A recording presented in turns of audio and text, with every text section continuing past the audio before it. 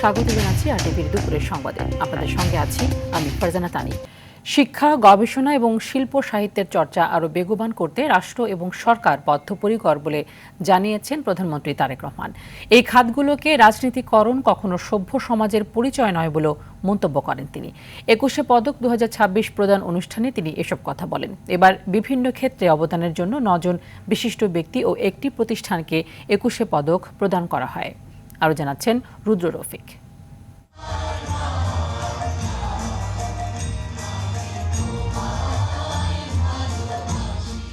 জাতীয় জীবনের বিভিন্ন গুরুত্বপূর্ণ শাখায় গৌরবোজ্জ্বল অবদান রাখায় ৯ ব্যক্তি ও একটি প্রতিষ্ঠানকে দেওয়া হলো ২১শে পদক ২০২৬। বেলা ১১টায় ওসমানী স্মৃতি মিলনায়তনে তাদের হাতে পদক তুলে দেন প্রধানমন্ত্রী তারেক রহমান। এবার অভিনয়ে পদক পেয়েছেন ফরিদা আক্তার ববিতা, চারুকলায় অধ্যাপক ড মোহাম্মদ আব্দুস সাত্তার, স্থাপত্যে মেরিনা তাবাসসুম, সঙ্গীতে মরণোত্তর সম্মাননা পেয়েছেন আয়ুব বাচ্চু, নৃত্যে অর্থী আহমেদ, পালাগানে ইসলাম উদ্দিন পালাকার, সাংবাদিকতায় শফিক রেহমান, শিক্ষায় প্রফেসর ড মাহবুবুল আলম মজুমদার, ভাস্কর্যে তেজস হালদার যশ এবং প্রতিষ্ঠান হিসেবে ব্যান্ড দল ওয়ারফেজ। পরে প্রধানমন্ত্রী বলেন, বিএনপি সরকার চায় জ্ঞান, বিজ্ঞান ও সাহিত্য চর্চা আরও বিকশিত হোক। শিক্ষা, গবেষণা এবং শিল্প সাহিত্যের চর্চাকে আরও বেগবান করতে রাষ্ট্র এবং সরকার তার দায়িত্ব অবশ্যই পালন করবে। আমি বিশ্বাস করি শিক্ষা, গবেষণা এবং শিল্প সাহিত্য চর্চাকে রাজনীতিকরণ করা কখনোই সভ্য সমাজের পরিচয়ক নয়। প্রধানমন্ত্রী আরও বলেন, একটি উদার গণতান্ত্রিক রাষ্ট্র ব্যবস্থা প্রতিষ্ঠা করতে চায় সরকার। শিক্ষা, সাহিত্য, শিল্পকলা, বিজ্ঞান ও প্রযুক্তি অর্থাৎ জ্ঞান বিজ্ঞানে সব শাখায় যাতে দেশ এগিয়ে যেতে পারে, নৈতিক মানসম্পন্ন তেমন একটি উদার গণতান্ত্রিক রাষ্ট্র ব্যবস্থা প্রতিষ্ঠার লক্ষ্যে বর্তমান গণতান্ত্রিক সরকার অবশ্যই কাজ করবে। প্রত্যাশিত বাংলাদেশ বিনির্মাণে বিজ্ঞজনদের পরামর্শ প্রত্যাশা করেন প্রধানমন্ত্রী তারেক রহমান। দেশের বিজ্ঞজনদের দিক নির্দেশনা অবশ্যই প্রত্যাশিত। রুদ্র রফিক, আরটিভি, ঢাকা। এদিকে বহুমাত্রিক বাংলাদেশ প্রতিপাদ্য নিয়ে আজ থেকে শুরু হচ্ছে অমর একুশে বইমেলা ২০২৬। দুপুরে প্রধান অতিথি হিসেবে উপস্থিত থেকে মেলার উদ্বোধন করবেন প্রধানমন্ত্রী তারেক রহমান। এবারের বই মেলায় অংশ নিচ্ছে মোট ৫৪৯টি প্রকাশনা প্রতিষ্ঠান। এর মধ্যে বাংলা একাডেমি প্রাঙ্গণে ৮১টি এবং সোহরাওয়ার্দী উদ্যান অংশে ৪৬৮টি প্রতিষ্ঠান স্টল পেয়েছে। মোট ইউনিট সংখ্যা ১০১৮টি। এবারের বইমেলায় অংশগ্রহণকারী প্রকাশনা প্রতিষ্ঠানগুলোর স্টল ভাড়া সম্পূর্ণ মওকুফ করেছে সরকার। মেলার প্রবেশ ও বাহির পথে থাকবে পর্যাপ্ত নিরাপত্তা ব্যবস্থা। সার্বিক নিরাপত্তায় এলাকা জুড়ে বসানো হয়েছে ক্লোজ সার্কিট ক্যামেরা। এছাড়া মেলা চলাকালীন যানজট নিরসনে বিভিন্ন স্তরে ট্রাফিক ডাইভারশন থাকবে।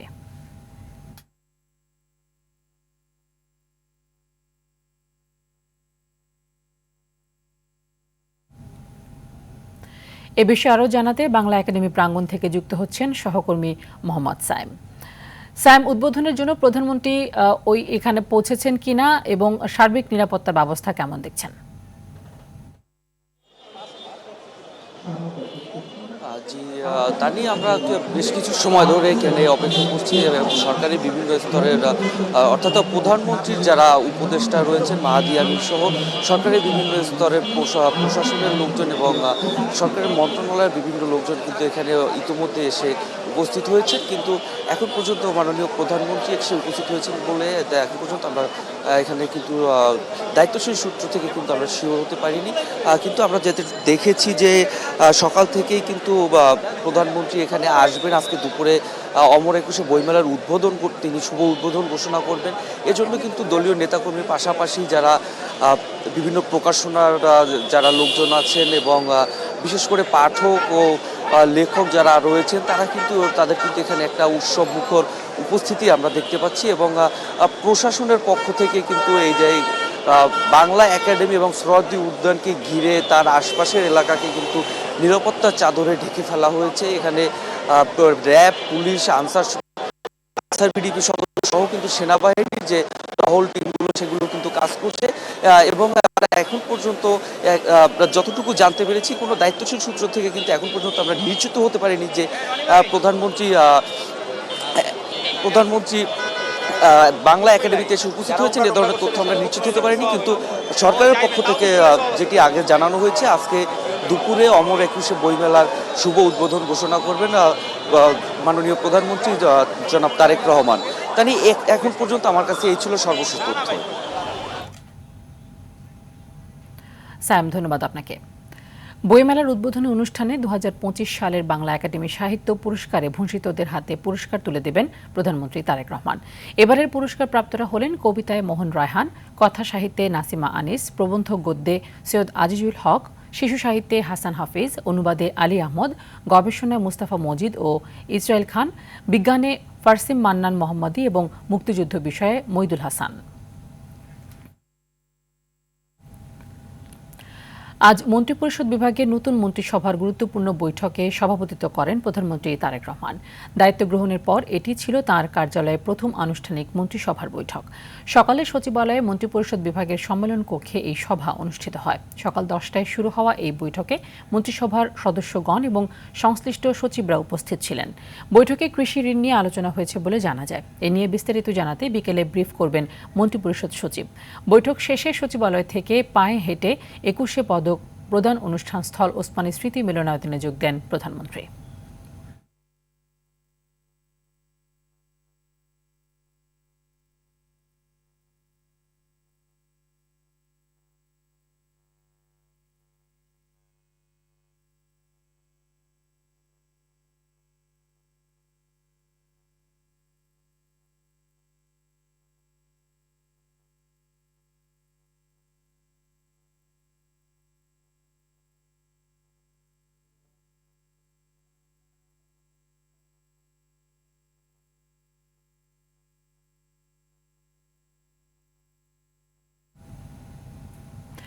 কক্সবাজার পৌরসভার কলাতলী এলাকায় সদ্য নির্মিত একটি গ্যাস পাম্পে বিস্ফোরণ ও অগ্নিকাণ্ডের ঘটনায় অন্তত 15 জন দগ্ধ হয়েছেন।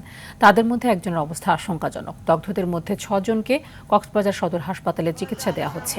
গুরুতর আহত একজনকে ঢাকায় এবং 8 জনকে চট্টগ্রাম মেডিকেল কলেজে হাসপাতালে ভর্তি করা হয়েছে। গতকাল রাতে এন আলম নামে সদ্য নির্মিত পাম্পটিতে এই ঘটনা ঘটে। সন্ধ্যা 7টা থেকে পাম্পটির গ্যাস লিকেজ শুরু হয়। প্রায় 3 ঘণ্টা ধরে গ্যাস বাতাসে মিশে আশপাশের এলাকায় ছড়িয়ে পড়ে। এতে প্রায় 1 কিলোমিটার এলাকা গ্যাসে আচ্ছন্ন হয়ে পড়ে এবং জনমনে আতঙ্ক ছড়িয়ে পড়ে।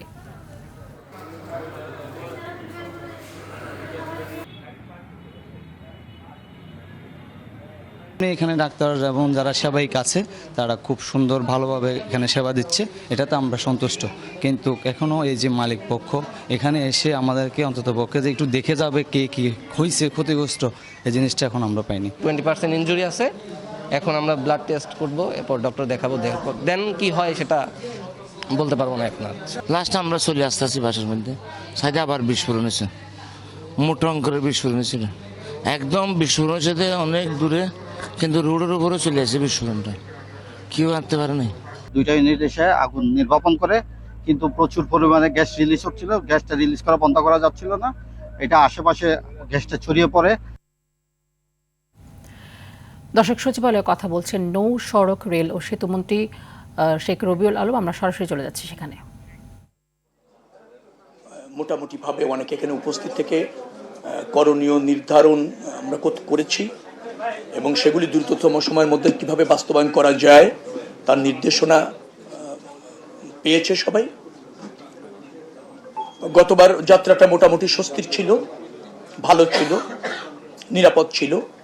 এবার তার চেয়ে আরও কীভাবে ভালো করা যায়, আরও কিভাবে মনোরম করা যায়, সেই জায়গা থেকে নতুন আরও কিছু বিষয় আমরা যুক্ত করেছি। সবার পরামর্শ শুনেছি।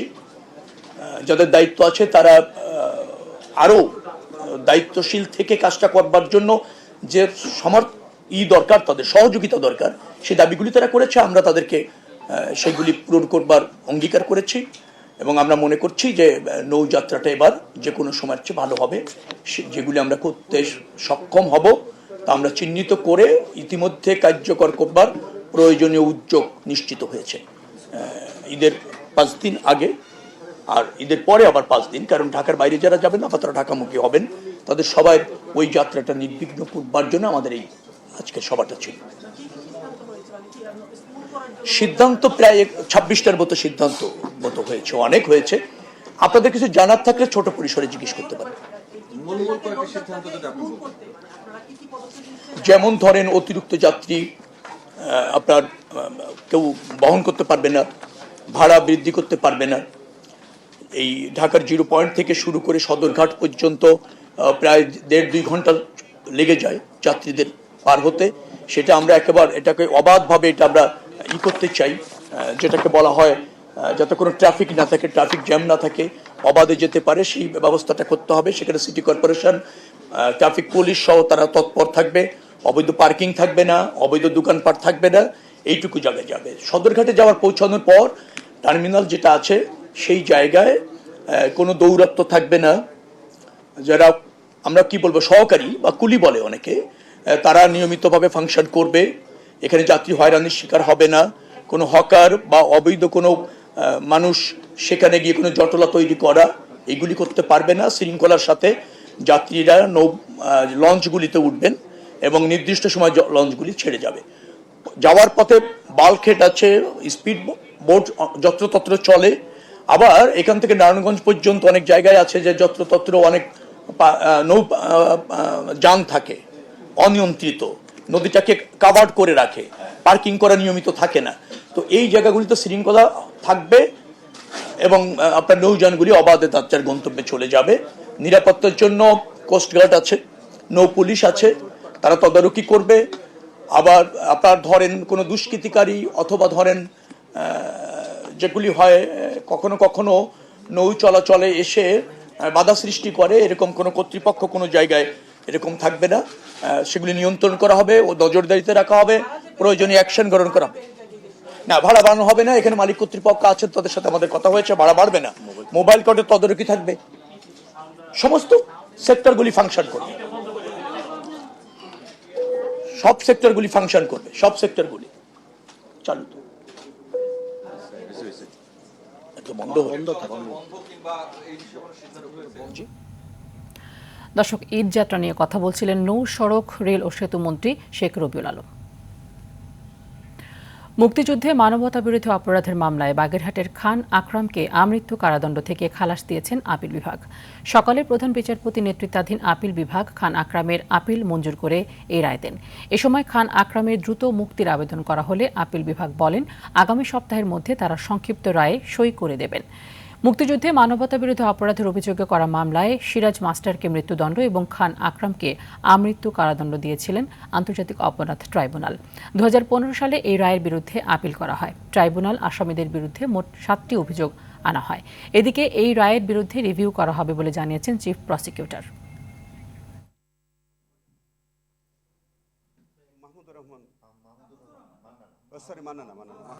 জনাব আজহারুল্লাহ সাহেবের কেসে একটা জাজমেন্ট হয়েছে আমাদের অ্যাপিলেট ডিভিশনের। রায়টাকে ফলো করেই হয়তো আমাদের মাননীয় বিচার আজকে অ্যাপিলেট ডিভিশন হয়তো সেই সিদ্ধান্ত নিয়েছেন। আসামিকে মামলা থেকে খালাস দিয়েছেন, তাদের আপিলটা অ্যালাউ করেছে। পূর্ণাঙ্গ জাজমেন্ট পাওয়ার পরে আমরা একটু দেখে তারপরে আমাদের আইসিটি ট্রাইব্যুনালের পক্ষ থেকে যদি আমাদের কোনো কিছু করণীয় থাকে তখন সেইভাবে আমরা আইনগত পদক্ষেপ নেব। রাজধানীর হাজারীবাগে ছুরিকাঘাতে নবম শ্রেণীর শিক্ষার্থী শাহরিয়ার শারমিন বিনতির নিহতের ঘটনায় মূল অভিযুক্ত সিয়ামকে আটক করেছে পুলিশ। রাজধানী কাঁঠালবাগান এলাকা থেকে তাকে গ্রেফতার করা হয়। এ সময় অস্ত্র ও রক্তমাখা পোশাকও জব্দ করা হয়। বুধবার রাতে রাজধানীর হাজারীবাগ থানাধীন হায়দার হোটেলের গলির ভেতরে ছুরিকাঘাতের শিকার হয় বিনতি। সিসিটিভি ফুটেজে দেখা যায় রাত 9:15টার দিকে হায়দার হোটেলের গলি ধরে অভিযুক্ত কিশোর সিয়ামের সঙ্গে হাঁটছিল নিহত বিনতি।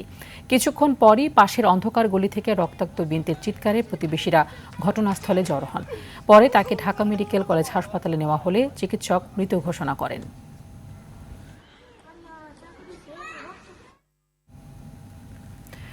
সংসদ নির্বাচনের পর দৃষ্টি এবার সংরক্ষিত নারী আসনে। এই 50 আসন পুরো সংসদের চোখে অনেকটা অলংকারের মতো। ইতিমধ্যে আসন প্রাপ্তির দৌড়ে সামিল সরকারি দল বিএনপির এক ঝাঁক প্রভাবশালী এবং দীর্ঘদিন রাজপথের অগ্রসেনা নারীরা। প্রশ্ন এখন, সংরক্ষিত নারী আসনের বিষয়ে বিরোধী দল জামায়াতের নারী প্রার্থীদের নিয়ে দলীয় অন্দরে কি চলছে? তবে সংখ্যায় নয়, প্রতিনিধিত্ব কার্যকর ক্ষমতায়নকে যেন নিশ্চিত করা হয়, সেই আশা বিশ্লেষকদের। দেখুন শাকিরা করিমের প্রতিবেদন। ত্রয়োদশ জাতীয় সংসদের গেজেট প্রকাশের পর সংরক্ষিত 50টি নারী আসন বণ্টন নিয়ে শুরু হয়েছে রাজনৈতিক অঙ্গনের নতুন হিসাব নিকাশ। হিসাব অনুযায়ী 37টি আসনে মনোনয়ন পেতে বিএনপি ও সহযোগী সংগঠনের শতাধিক নেত্রী আগ্রহ দেখাচ্ছেন। আলোচনার শীর্ষে বরিশালের সেলিমা রহমান ও ঢাকা 9 আসন থেকে আফরোজা আব্বাস। আরও রয়েছেন প্রয়াত শফিউল বারী বাবুর স্ত্রী বিথিকা বিনতে হুসাইন, মহিলা দলের জ্যেষ্ঠ যুগ্ম সাধারণ সম্পাদক হেলেন জেরিন খান, ঢাকা জেলা বিএনপি সাধারণ সম্পাদক নিপুণ রায় চৌধুরী এবং সানজিদা ইসলাম তুলিও মনোনয়নের দৌড়ে এগিয়ে আছেন। বিএনপির কেন্দ্রীয় নেত্রী শিরিন সুলতানা আহমেদ, নাজমুন নাহার বেবি, সাবেক এমপি শাম্মী আক্তার, নীলোফার চৌধুরী মনি, আসিফা আশরাফি পাপিয়া, রাশেদা বেগম হীরা, রেহেনা আক্তার রানু, ইয়াসমিন আরা হক, জাহান পান্না, বিলকিস ইসলাম ও ফরিদা ইয়াসমিন, রহিমা শরীফ মায়া, সানজানা চৈতি পপি। সাংস্কৃতিক অঙ্গন থেকে কণ্ঠশিল্পী বেবি নাজনীন, রিজিয়া পারভিন, কনক চাপা এবং সাংবাদিক প্রতিনিধি হিসেবে শাহনাজ পলির নাম জোরালোভাবে আলোচিত হচ্ছে। এছাড়া স্থায়ী কমিটির প্রয়াত সদস্য ব্যারিস্টার মওদুদ আহমেদের স্ত্রী হাসনা জসিমউদ্দিন মওদুদও সম্ভাব্যদের তালিকায় রয়েছেন। জানা গেছে, জামাতের ইতিহাসে এবার ত্রয়োদশ সংসদে সর্বোচ্চ সংখ্যক নারী আসন পেতে যাচ্ছে। সংসদে যথাযথ ভূমিকা রাখতে পারেন এমন উপযুক্ত নারীদের মনোনয়ন দেবে দলটি। নির্বাচন বিশেষজ্ঞ আব্দুল আলিম জানান, নারী প্রার্থীদের মনোনয়ন দেওয়ার ক্ষেত্রে রাজনৈতিক দলগুলোর উচিত এখন নিজস্ব গাইডলাইন তৈরি করা। কিসের ভিত্তিতে কিভাবে তারা মনোনয়ন দেবে, অর্থাৎ এই মনোনয়ন প্রক্রিয়ার মধ্যে যদি কম্পিটিশন থাকে, প্রতিযোগিতা থাকে, তখন কিন্তু আপনার দেখবেন যে ভালো ভালো নারীরা উঠে আসছে। আসন পাওয়ার বিষয়টি আইনি বাধ্যবাধকতার ব্যাপার, সুতরাং জামাতের নারী প্রার্থীদের মনোনয়ন না দেওয়ার সিদ্ধান্ত নেওয়ার কোনো সুযোগই নেই। জামাত এটা করবে না বা করার চিন্তাও করবে না যে তারা এই নারী প্রার্থীদেরকে মনোনয়ন দিবে না সংরক্ষিত আসনের জন্য। তারাও এই কাজটা নিশ্চয়ই করবে, না করার কোনো কারণ নাই। যোগ্যতা সম্পন্ন নারীদেরকে পার্লামেন্টে আনতে পারি আমরা, তাহলে আমরা আরো ইফেক্টিভ, আরো শক্তিশালী পার্লামেন্ট দেখতে পাবো। আইন অনুযায়ী শপথ নেওয়া সংসদ সদস্যদের তথ্য 3 কার্যদিবসের মধ্যে সংসদ সচিবালয় থেকে ইসিতে পাঠানো হয়। সাধারণ নির্বাচনের ফলাফল গেজেট প্রকাশের 21 কার্যদিবসের মধ্যে দল বা জোট তাদের প্রার্থী তালিকা ইসিতে জমা দেয়। তারপর 30 কার্যদিবসের মধ্যে ইসি সংরক্ষিত নারী আসনের নির্বাচনের জন্য শপথ গ্রহণ করা সদস্যদের দলভিত্তিক তালিকা প্রস্তুত করে। শাকিলা করিম, RTV, ঢাকা।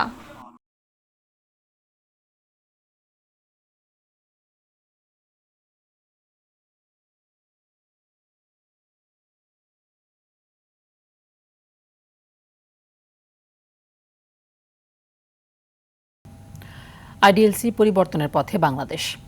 অন্তর্বর্তী সরকার দেশের বিচার বিভাগের পূর্ণ স্বাধীনতা নিশ্চিত করতে একাধিক কার্যকর পদক্ষেপ গ্রহণ করেছে।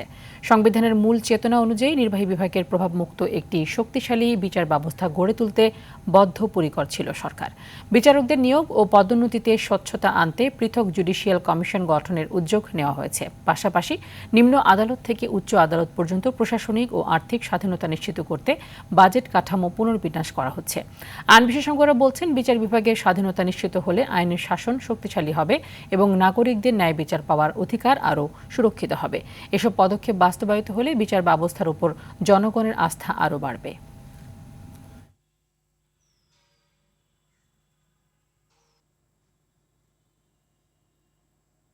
খেলার খবর। টি-20 বিশ্বকাপে টিকে থাকার লড়াইয়ে আজ মুখোমুখি হবে ভারত ও জিম্বাবুয়ে। চেন্নাইয়ের চিদম্বরম স্টেডিয়ামে ম্যাচটি শুরু হবে বাংলাদেশ সময় সন্ধ্যা 7:30টায়। সুপার 8-এ নিজেদের প্রথম ম্যাচে দুই দলই হেরেছে বড় ব্যবধানে, ফলে সেমিফাইনালের আশা বাঁচিয়ে রাখতে বড় ব্যবধানে জয় পেতে হবে দল দুটোকে। এর আগে দিনের প্রথম ম্যাচে মুখোমুখি হবে দক্ষিণ আফ্রিকা ও ওয়েস্ট ইন্ডিজ। ম্যাচটি শুরু বিকেল 3:30টায়। সুপার 8-এর প্রথম ম্যাচে প্রোটিয়ারা হারিয়েছিল স্বাগতিক ভারতকে, আর ক্যারিবীয়দের শিকার হয়েছিল উঠতে থাকা জিম্বাবুয়ে। এই ম্যাচে জয় পেলেই নিশ্চিত হবে সেমিফাইনাল, হারলে মেলাতে হবে যদি কিন্তর হিসাব। সেমিকরণ মেলাতে ম্যাচটিতে নজর থাকবে ভারতেরও।